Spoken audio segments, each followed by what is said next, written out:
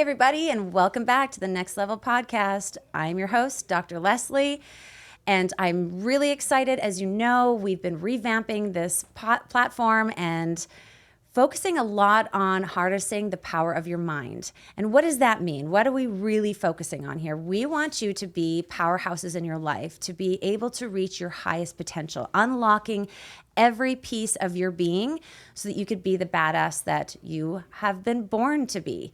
And we really need to do that by looking at our physicality, our body mechanics, our brain health, our physical cellular health, and all the life hacks that we need to do to get our nutrition and our body optimized. And then being able to focus our mind on the creation process. Because our minds are mysterious beings in themselves with different levels of consciousness, and we really want to be able to harness them, and we can. And there are life hacks for that too. And of course, we can't do any of that without that connection with ourselves.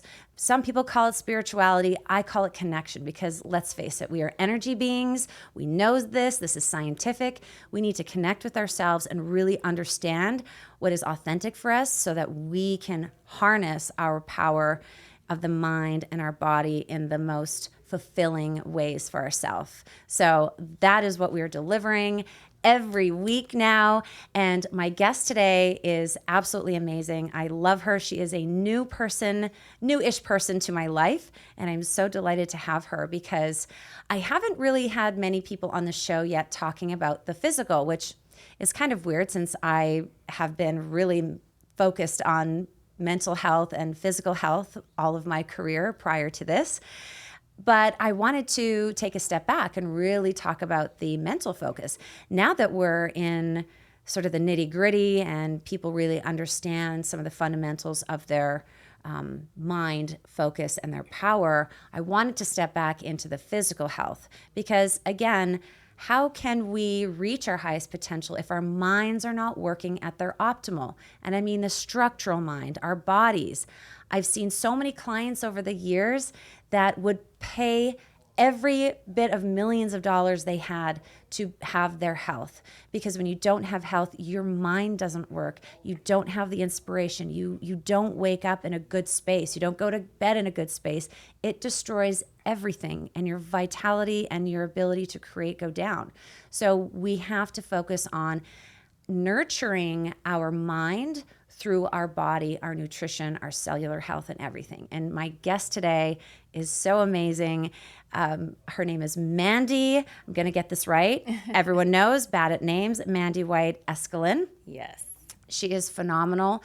And she's going to talk to us today about all things gut health and how it relates to mental health.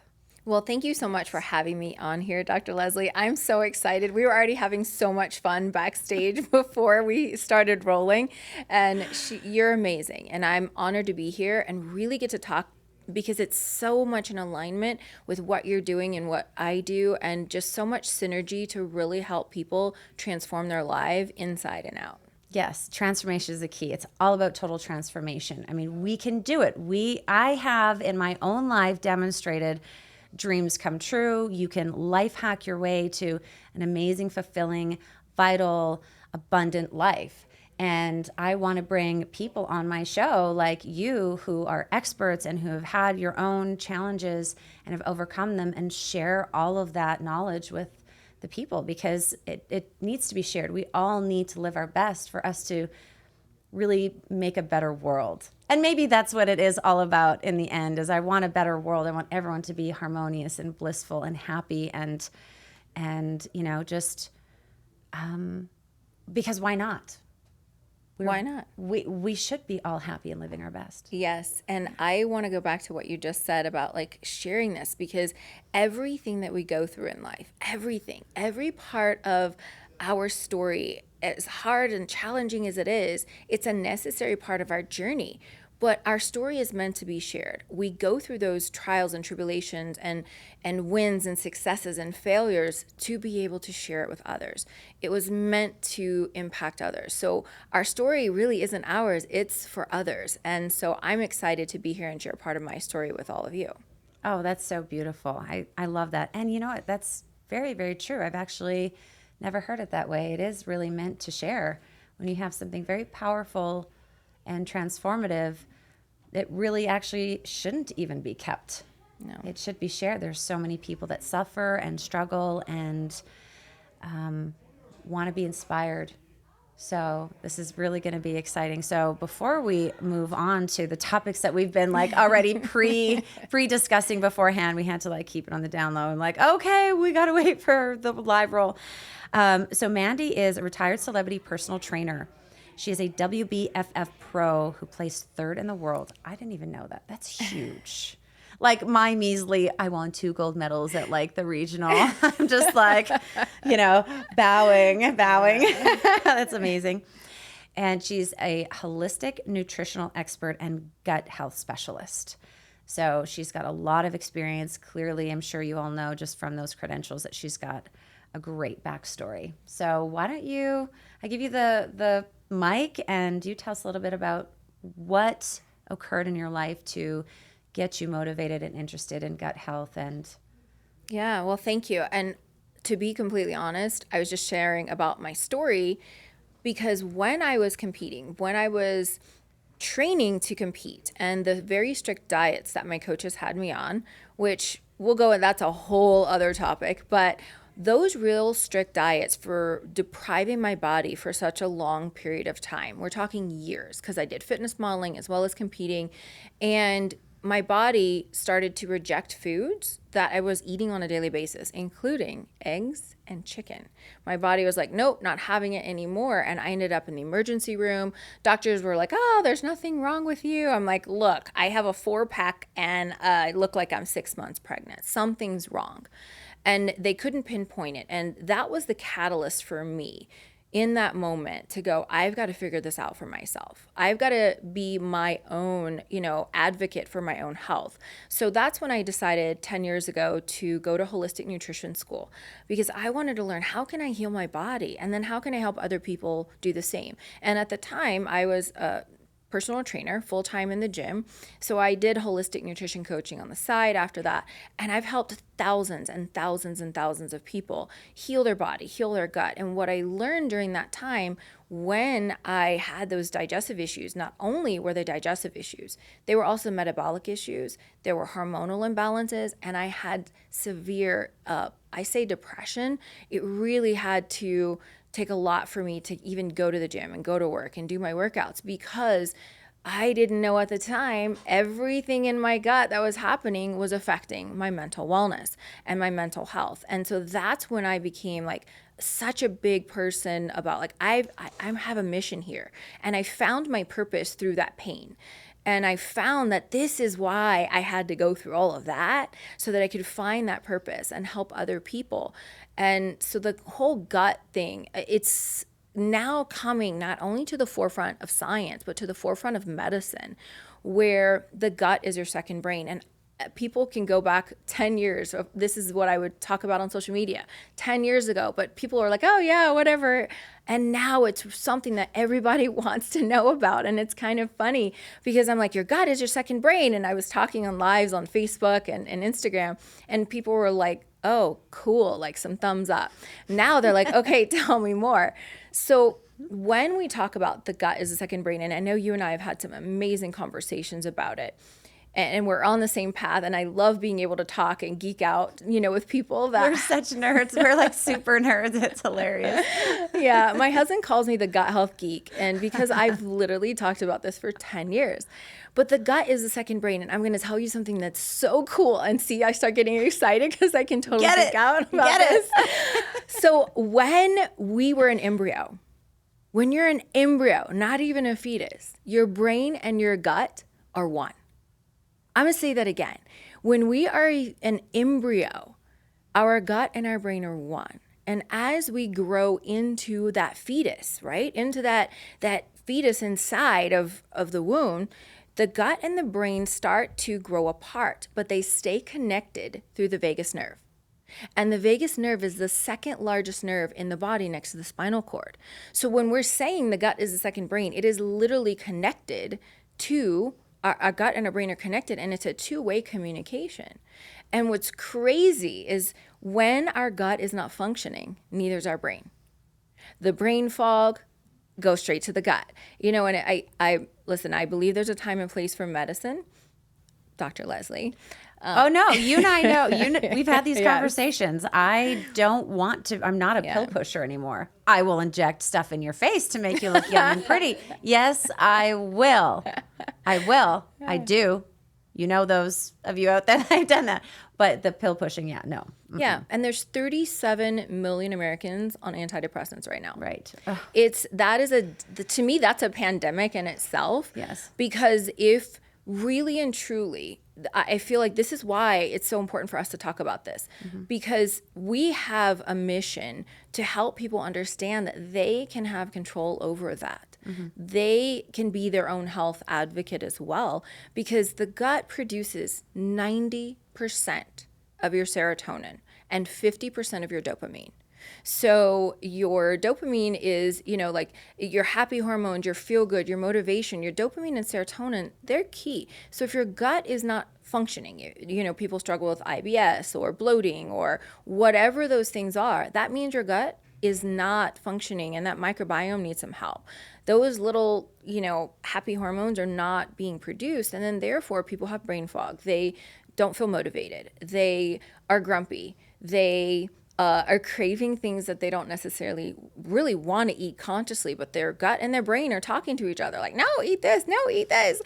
And really it's coming all from the gut, because if the gut microbiome is off, it's going to send different signals to your brain. And then your brain is going to, when you're stressed out of your mind, send different signals to your digestion, and your digestion is not going to work properly. So again, it's that two-way communication. But when we can really heal that gut and help their own body produce the right happy hormones and chemicals that we need to be happy, that's life-changing for people. People will be a better mom. People will be a better, more productive at work, right? Have less cravings, like whatever those things are. And then they're going to be more motivated to eat better, go exercise, do more things. And that's where the whole mental part, it's mindset and the physiology of the gut. Absolutely. God, I have so many questions. This is so awesome. Like my nerd brain is like, I'm activated. Like we need our nerd rings and put them together. Nerd power. Nerd power. So I want you to explain to the audience a little bit about when you're talking about the neurotransmitters being produced in the gut. Many people believe, as they're taught in doctors' offices and whatever, and I have been one of those people who had these conversations with patients before, that the neurotransmitters are in the brain and this is supposed to work on the brain and all that sort of thing. So can you break it down and help us understand that? Because that might be something where people get hung up. Yes. And even when people go to the doctor and they're like, oh, you're depressed. Okay, well, you have a chemical imbalance in your brain. It's a chemical imbalance here, because again, 90% of that happy hormone is produced in the gut. But here's what's really cool. We have, I think it's 500 million neurotransmitters in our gut that speaks to our brain. Did you guys hear that? Like 500 million neurotransmitters in the gut talking to the brain through that one vagus nerve. So if this isn't working properly, or let's say you eat a lot of processed foods or unhealthy fats, then that diversity in the gut is off. And then your body is not going to produce the happy hormones. So again, people go to the doctor, oh, you have a chemical imbalance. Here's a script, one of 37 million Americans. There's so much more to it than just that, because the imbalance isn't here. It's really down here. It's so mind-blowing, because this is research-based. Like, we know this. Mm-hmm. We know this. Reminds me of that SNL episode. We know this. So this is like, I need you guys to take this to heart, because from the medical side, this is an actual thing. Like, we need to understand the importance of the gut and its role in communicating with our brain and our ability to think clearly. Mm-hmm. You and I have talked about this a lot. There's mental illness in my family. There's a lot of obsessive compulsive disorder and some depression tendencies, anxiety as well. I saw a family member of mine older than me that still suffers to this day. And actually nutrition is a big thing, as I've been learning more about it, life hacking myself, and me having gone through my challenges as well. I've really got my shit together with my gut health and my mental health. And it is so tightly linked together. And seeing, one of my children suffering, it's like, it's so clear. We cannot deny this anymore. And, people don't need to be suffering, and we really need to get the awareness out there, which is why I have you on the show. But in terms of, this, like you were saying, this chemical imbalance and the bloating and like all of these things that we're band-aiding with medicines again, which I had participated in, when we kind of dissect them, the foods that we specifically eat, have you found any particular foods that create a more harsher environment for the microbiome and how our body just naturally, because from my understanding, as I've kind of dived into the research, there's hormonal aspects that get affected as well. Yeah. When the microbiome is disrupted, and there's an endocrine, and there's immune issues too. Yeah. Like there's a whole cascade that happens that affects the brain and vice versa. Yes, absolutely. And did you know 70%, or maybe you guys didn't know this, but 70% of our immune system is in our gut. 70%. Yeah. And most people don't realize that. And yes, listen, I by no means am going to say I am perfect with my eating. I live the 80-20 rule. Every day I know how to eat, that sort of thing. I still enjoy those things. But I also know, I'm very aware of my body that if I start eating too much of that, I will start feeling it, because literally this thing tells me, it communicates with me. Most people ignore it, like, whatever, I'm not going to listen to it, and still continue to eat those things. Where you and I were saying, like, we're so body aware. We're so, like, fine-tuned into that it's, it's a good thing, but I wish people could understand more of how you can tune into that. Right. Because it is so, so important of what goes on here and what we put in here. As far as foods, there's foods that cause inflammation in our gut. And there's some big ones, which is gluten. Gluten is one of the biggest. Dairy, artificial sweeteners, medications. Medications are a really big one that cause the gut and issues in the gut. I mean, you're talking antibiotics. Antibiotics are not just designed to kill the bad stuff in your gut. It kills everything. And so then we don't balance that back out. Then you're really got a messed up microbiome. And so the key is to make sure that you're putting the right things back in. It's because when you have that diversity is off and you've got all this bad bacteria from all these processed foods, because the processed foods and medications and stuff like that have killed the good bacteria, now you have this imbalance in your gut. And the goal is to balance that back out and have more of the good bacteria that they're basically like your little cheerleaders in your gut going, let's go, yay, you. And we need to make sure we have a lot of those little cheerleaders go active in there. But some of the foods that we eat really suppress that. Mm-hmm. And how can we take better care of it? Yeah, exactly. And it reminds me of one of my challenges when I was about 19 years old. I was about 21. Right before I was married, I ended up developing this horrible, it was called leaky gut syndrome. Mm-hmm. I had this bloated belly, just like you were talking about. Yeah. Incredibly depressed, zero energy at all. So I just graduated with my RN degree, or my bachelor's degree, got my RN license. This is back in Canada. I was doing night shifts, loved it. I'm such a night owl, loved it.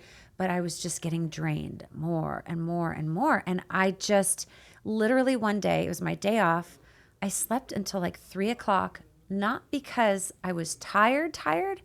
I could not get my ass out of bed. Yeah, lethargic. Mm-hmm. I would stand up and I would just, what? And I called my mom bawling. I'm like, Mom, my wedding is 5 months away. I'm 21 years old. Why the fuck do I feel this way? Yeah. I can't live this way. I was bawling. And, we ended up finding this naturopath, and she had this weird quacky machine. It's a whole other episode.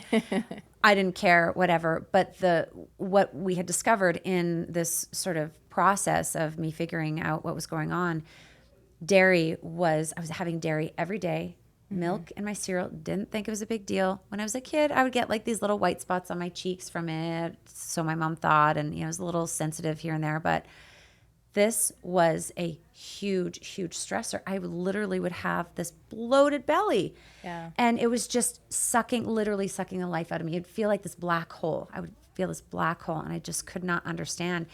And so I went through some treatment, and it was tons of herbs, tons of probiotics and different things in my liver. It threw everything off. My immune system, everything was obviously in disarray at that point. It was 2 weeks. That's it. 2 weeks on an intensive gut health regimen, liver cleaning, all this other stuff. And I was like, wow, I actually could get my ass out of bed, and I felt so much better. Obviously cut out the dairy. Yeah. Now, there was a certain amount of mental stress though, because I have the anxiety tendency. So it's like, okay, what came first here, the chicken or the egg? Right. Right? Because there is the gut-brain axis. It goes both ways. We know this. Research has shown this. So I did have that tendency. So was my stress affecting the bloating? Was the food and the right? Yeah, it was both. And Mm-hmm. the awful thing that I came to realize over years, because I would have these bloated belly syndromes come never like it was before. I wouldn't eat dairy, but I wasn't always great with nutrition, even though I was, I looked lean and healthy. I wasn't healthy, but I would battle with these bouts of a bloated belly. So understanding, that's when I started doing the herbs, which helped, not knowing until in more recent years, holy shit, the herbs were actually helping my gut. They weren't doing anything with my brain. It's helping this. It was helping the gut, which stabilized the brain. It was doing both things at the same time. So, and then with sort of relaxing me, because there were herbs that helped relax my brain so I could not think so much, because I'm an overthinker. Again, helped with the belly, but then, right, it was a positive feedback loop at that point, instead of both of them just kind of creating this like microcosm of hell being in your body and my mind. I mean, it was very, very challenging. So, I've been inspired in recent years to really find ways to optimize, and the nutrition, again, because I am a researcher, it's really important that there's research backing the things that I do. Now, I'm also an innovator, so I went and got my doctor in nursing practice, because I like to experiment though too. I like to play around and push limits and see what works. But I generally like to make decisions based off of what research is sort of leaning towards and suggesting. But what we're talking about today has been validated for a long time, and we need to be focusing not just on the foods that we eat, because they're not enough. They're not enough. No. We've talked about this off camera times too. Just with the soil conditions, even organic food, you're not getting the nutrients. They're just in North America, where we're getting our food from, it's just been stripped with the amount that we consume. We just don't have the nutrients in food. Yeah. So we find our nutrition. I consume my nutrition in capsule form. I can't rely. I mean, that's my personal way of doing it. And you probably have a different way. I'm not a big foodie, so I feel more comfortable and know that I need to put in my body from a package. How do you do it? What are your ways of ensuring that you're optimizing your health? I love that question. Well, I'm going to go also back to our food, because like you were just talking about, our soil is overturned. Most of the time, even organic produce is picked before it's even ripened. And so it's either ripened on the way to the grocery store, or it's literally sprayed with a chemical to force it to have color. And yet it might look pretty, and it might be free of pesticides and herbicides, but it doesn't contain the important micronutrients that our bodies need. And what I mean by micronutrients, vitamins, minerals, enzymes, and antioxidants. Our food doesn't have a lot of that. This country especially is overfed and undernourished. And what I mean by that is because it doesn't have all of those important micronutrient parts that we're missing. And when our body doesn't have all of those things, I like to explain it like this. think about if you were building a brick house, okay? Let's say the bricks are like your macronutrients, the proteins, fats, and carbs, okay? So you need the bricks, right? But you also need the mortar. And the mortar is the enzymes, the minerals, the vitamins, right? And the antioxidants. That is what helps stick it all together, because if you try to build a house with just macros and not worrying about the micronutrients, that wall is not going to stand up very long. And you got to think about our body and our gut being the same way. And we have to have those things. And if our food doesn't have it, we got to supplement. And people are like, oh, I don't take supplements. And like, okay, I actually had one of my coaching clients tell me that quite a few times. She's like, I don't believe in any supplements. I can get everything from food. I'm like, okay. A few years later, I see her talking on social media about all these issues she has. But I'm like, well, I try to tell you, right, because we need this, and people aren't getting it from our food. We're not getting it from our food alone. And then it goes to what types, but even the probiotics, right? Like, we have to put that stuff back in our body, because the way that our food is, we're still not getting all of that. Our body doesn't produce all of that all on its own. We need more of those little positive cheerleaders in our lives. Yeah. Yeah, I love it. So you take a little bit of food, you take a little supplements, and yeah, so it's the same. Yeah. Yeah, it's an unfortunate reality that food isn't the way it was. I mean, not in our country, or maybe this side of the planet, I don't know. But it is an unfortunate reality. So I really I want to talk to the point you were saying about people being aware and needing to understand their bodies and their connection. You know, being a dancer since I was like 4 years old, I mean, doing every type of dance art form, I was gifted with that ability to be tuned into myself and know when things are off. And a lot of that isn't just because I was in front of the mirror and I, had to feel into my body. Dance is actually like very meditative. Yeah. You have to be still, and there's so many things that you have to be thinking of. You sometimes just kind of get into that like no space kind of space. It's like that creative space that artists get into. And that stillness is what I, again, really encourage people to connect with, to start understanding their body, feeling into it. If you have a physical disease, I always encourage my clients, whether they're coaching or in my clinic, to take time for stillness. Not meditation. That is now a profanity in my wheelhouse of words. It's just about connecting with yourself and finding some stillness. And there's many ways that you can do that. You can be active and being still, but we need to be able to tune in, connect with our bodies, and really feel into what is right and what isn't, because the body is going to tell us so much about what is going on and what is needed. Like, it's very intuitive. We're very intuitive, and our bodies are talking to us. They're screaming at us what needs to be done, right? We just have to decipher the code. So that stillness is really important for people too. So those of you who are listening today who really want to take some action on getting your clarity in your mind so that you can really harness the power of your mind in a clean, optimized state, it is definitely about the nutritional piece. But to get that, to really feel into your body, what you need, what's sort of going on, finding that stillness through breath work or going for a walk and listening, there's being present and that sort of thing. So that's going to help as well. Going to help whatever it is that's going on with the gut. Because like we talked about, mental stress can aggravate GI problems and they go hand in hand. So you're actually going to be using two very important strategies to get your mental health and optimize your mind focus. So yeah, and I love the whole brain fog thing. Like that feeling of waking up with a hangover, but you didn't have any alcohol and you can't gather those thoughts and you're like, oh man, like I can't think straight. That is literally like, I will go, and I learned this years ago. I'm like, okay, what did I eat yesterday? I literally go to, okay, what did I eat yesterday that's causing some inflammation down there that's causing me brain fog?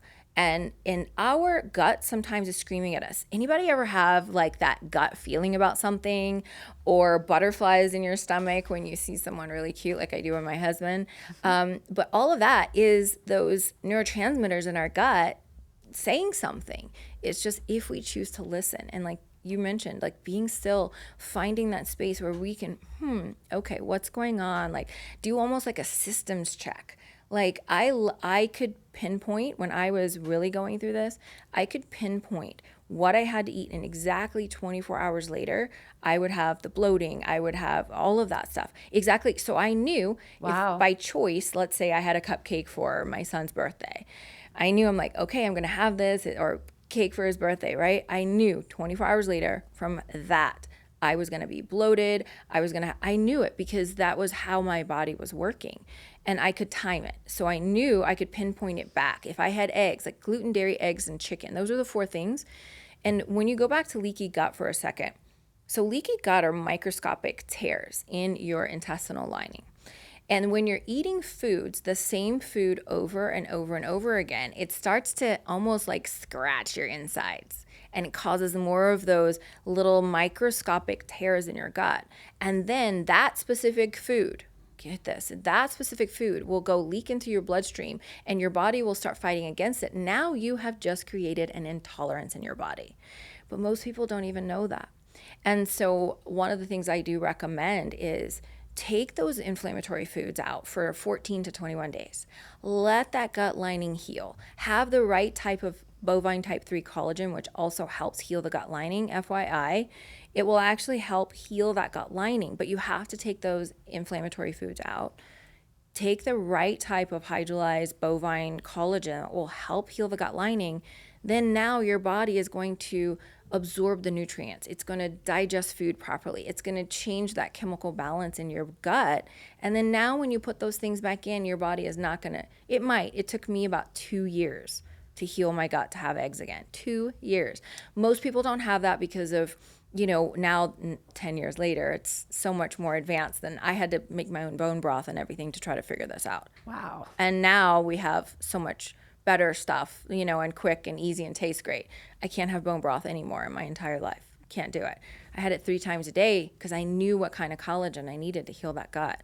So it's just crazy how you can't have it just because the smell. You just have it. Okay. Something like so much. You're like, I cannot eat that ever again in my life. Bone broth is like that for me. Wow. But now there's things that you can do, and there's other types that you can. But Sure. The key is here, bovine type 3. And I just want to say that because I was like, oh, I take collagen. I'm like, yeah, but what kind is it?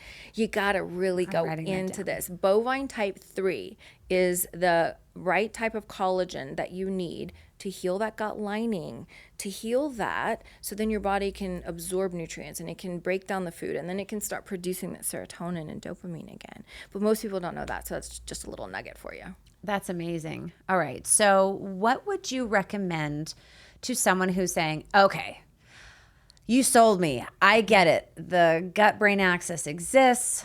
I'm eating shitty foods. Clearly what I'm eating isn't great for me or doesn't have great nutrients.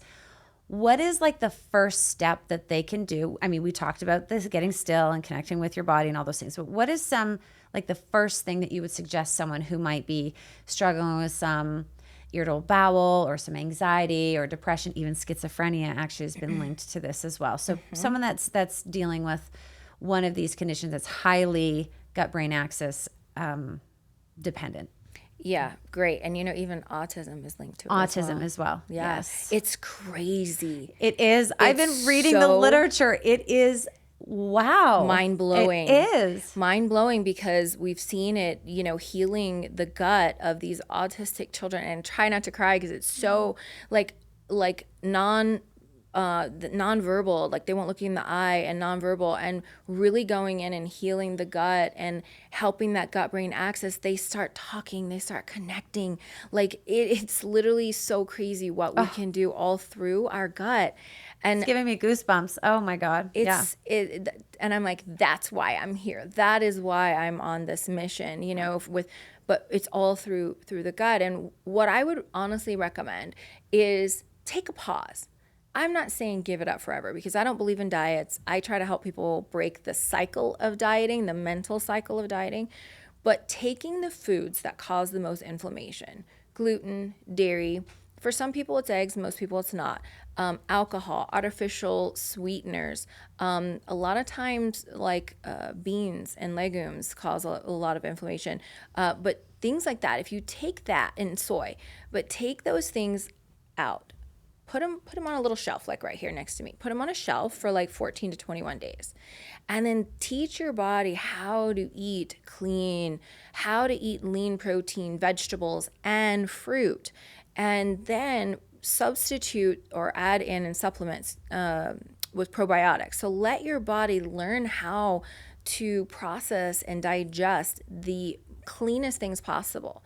And then see how you feel. And most people within 7 days, the bloating will go down, they'll have less brain fog, they'll start feeling better again, all because they have less inflammation going on in here and things are starting to function. And then feel it out. Like I tell people, listen to your body. If after 14 days you say, hey, I'm gonna go have a piece of pizza, okay, great. After that, listen to your body. It's telling you something. Get still enough to hear it. You know, it's probably screaming at you and you're telling it to just shut up, but right. But listen to your body after that because it's going to tell you, do you like it? Do you not like it? And you're going to have this gut feeling. You're like, I don't think my body likes that anymore. And that's okay. Then it's a choice. Then it's a conscious choice as to what you do with it. Right. And you are responsible for what you do with that information. So that's a lot of responsibility you have. And make the right decisions. I did want to go back before we wrap up here is when you were talking about the butterflies in the stomach being the neurotransmitters, blew my mind. Yeah. I've never actually sat down or read or dove into where that comes from. Yeah. And when you said that, I'm like, holy shit, that's probably exactly right. Like that, it makes so much sense from what I know about it. Yeah. And you know, when you have like you ever have like this, oh man, I've got a really bad feeling about something, like, oh man, like your gut is literally screaming, punching you from the inside, trying to tell you, I need your attention. Something is going on, whether it's, you know, intuitively, we are like, oh man, I don't feel good about that situation or going there tonight. You know what? Something's off. I'm going to listen to that gut instinct because I'm telling you, it really is. There's hundreds of millions of neurotransmitters talking to your brain. Yeah. It's the brain telling your gut, oh my God, like don't do this, or oh my God, this feels really good. Yes, exactly. Amazing. Isn't that so mind blowing? I know when I learned of that, I'm like, oh, of course, that makes total sense now. Speechless. Mic drop. I literally have nothing to say. I think this has only happened twice in all of my podcasts I've done where I'm like, there is nothing left to say. Like I'm literally processing how cool that is. The body continues to amaze me. And I love it. Even after all of my degrees and experience, I'm learning so much more outside of that framework in which I studied. So this is absolutely beautiful. I love it. Yeah. And, you know, I want to just add one thing. And I think this is so cool. You know, our body is a living organism, right? It's made up of bones and tissues and organs. But if you really start thinking about it, with our body enables us to experience things in life, right? Like happiness, like sadness, like the smell of nature, the sounds of, you know, a loved one's voice, the feeling of being loved or being able to give love. All of that is because of our body. So without it, we can do nothing. And it's so important to honor it and really realize that this is a vessel that was gifted to us so that we can have a human experience. Oh, that's so beautiful. And it resonates with me 1,000%. And what a beautiful way to wrap everything up as well. Thank you so much, Mandy, for being on the show today. My goodness, this was so great. I learned so much. I'm so nerd activated, and I hope all the listeners learned something as well today. So thank you again so much. Thank you so much. And we will see you guys next time.